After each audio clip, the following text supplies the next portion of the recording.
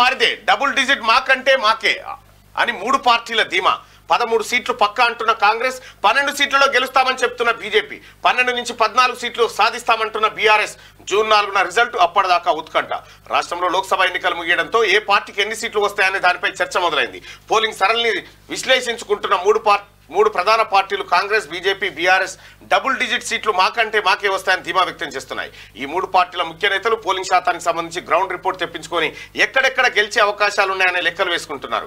గతంలో లాగే ఈసారి కూడా రూరల్ ఏరియాల్లోనే పోలింగ్ శాతం ఎక్కువగా నమోదైంది. ఈ నేపథ్యంలో గ్రామీణ ఓటర్లు మాకే అండగా నిలిచారంటూ 3 పార్టీల నేతలు చెబుతున్నారు. 13 సీట్లపై రేవంత్ ధీమా. ఈసారి 13 సీట్లు దక్కించుకుంటామని కాంగ్రెస్ నేతలు ధీమాతో ఉన్నారు. 13 సీట్లు పక్కా వస్తాయని పీసీసీ చీఫ్ రేవంత్ రెడ్డి చెప్తున్నారు. పోలింగ్ కు ముందు 14 సీట్లు టార్గెట్ అని చెప్పిన ఆయన మంగళవారం మీడియాతో చిట్చాట్ చేస్తూ పోలింగ్ సరళిని విశ్లేషించుకున్నాం, పక్కాగా 13 సీట్లు వస్తాయని చెప్పి ఆయన నిన్న ధీమా వ్యక్తం చేసిండు. ఇది ఎవరి లెక్కలు వాళ్ళకే ఉన్నాయనేది ఒక వార్త.